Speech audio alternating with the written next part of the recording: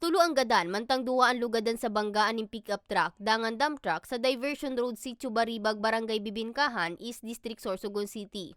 Pasado alas 11:30 nin aga kasudma, Marso 18.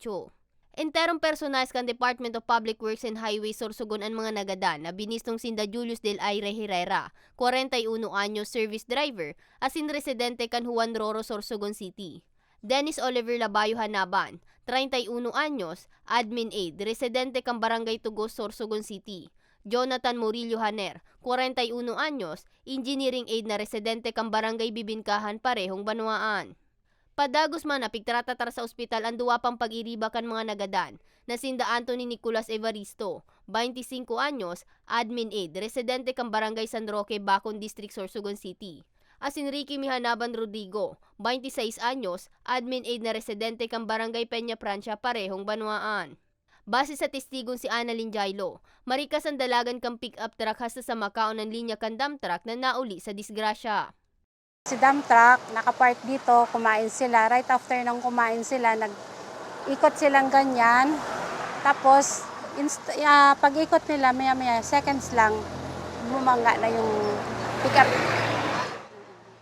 Sigun kay Police Lieutenant Colonel Jeric Donsadya, hepe kan Sorsogon City Police Station, pasiring kota ang dump truck sa Barangay Kabidan, Sorsogon City.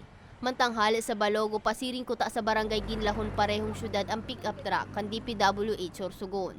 Alagad pag-abot sa lugar kang insidente, uminislide ang pick-up truck na nagresulta sa pagsalbok kaini sa dump truck sa ibong na linya. Up to now, hindi pa namin makausap yung mga biktima. So, hindi pa namin sila makunan ng detalye on why, bakit po napunta sila sa linya ng truck.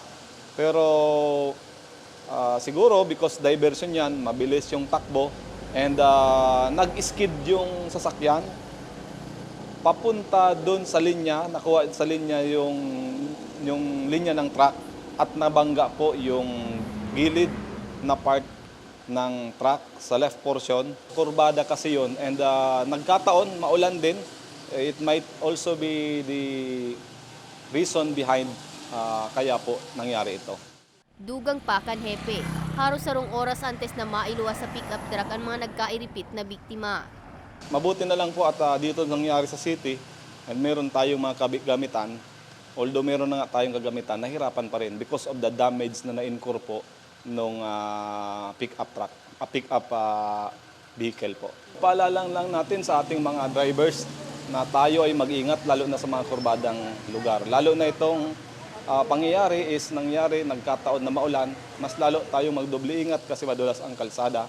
Sa presente, nasa kustudiya na kan otoridad ang driver kan truck na si Alex Labayo Dichoso, 43 anyos na residente kang Barangay Macabog, Sorsogon City, na nahampang sa kasong reckless imprudence resulting to multiple homicide, reckless imprudence resulting to damage to property, as in reckless imprudence resulting to physical injury. Para sa mga baretang Tatak Bicol, May Arango.